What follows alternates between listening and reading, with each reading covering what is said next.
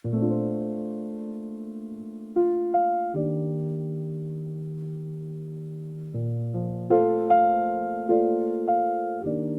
sat me down at the kitchen table. This is what she said.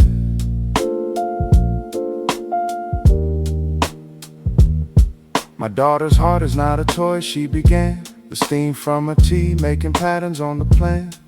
She was drawing in her mind for me a map of what a child needs to be.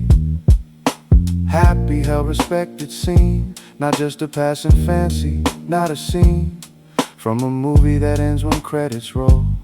She needs someone who'll make her whole. Not perfect, just present. Not a gift, just pleasant company through the ordinary days. Not just the highlights, not just the praise, but the maintenance, the steady work of loving someone who can be a jerk. Sometimes on hard days when she's tired. This is what your mother said when you weren't there. When I was led into the room where mothers wait to interrogate the hands of fate that bring young men to their door. This is what she warned me for. Not to hurt, not to stray, not to throw her girl away on someone who doesn't understand the value of the heart in hand.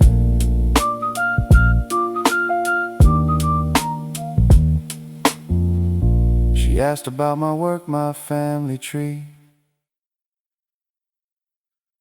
where I came from, where I hope to be in 5 years and 10 in the long run. She wanted to know if I was the one, or just another temporary season, another reason for her daughter's treason against her own heart, her own good. I told her things I never thought I would, about my failures, about my growth, the things I'm proud of, the things I loathe, about myself, the work I'm doing to be worth the love her daughter's pursuing. She listened without interruption, without the usual corruption of judgment wearing concern's disguise. This is what your mother said when you weren't there. When I was led into the room where mothers wait to interrogate the hands of fate that bring young men to their door.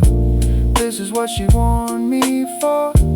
Not to hurt, not to stray, not to throw her girl away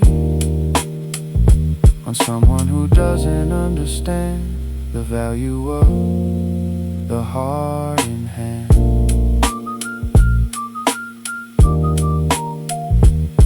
And then she told me about her own love, the man she chose, the man above all others in her memory. How he held her, how he let her be exactly who she was, no more, no less. How their love survived the stress of decades of disappointments, of the slow erosion that most relationships know. And how they came through on the other side, still choosing each other, still with pride in what they built, in what they kept, in the promises they never slept on. She told me love is not a feeling, it's a choice, a daily practice, a voice you listen to even when it's quiet, especially then, especially in the riot of life, of bills, of sick children, of all the ways that love gets hidden under the laundry, under the stress. It's in those moments, nothing less than choosing them again, again, again.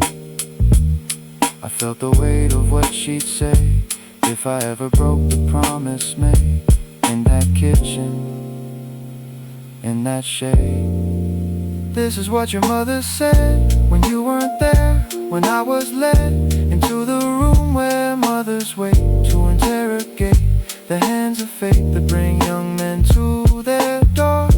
This is what she warned me for. Not to hurt, not to stray, not to throw her girl away. This is what your mother said, the words that echoed in my head. The stand standard, she said. The bar she raised, the love her daughter should be praised with, the love her daughter deserves. I won't, I promise. I choose this.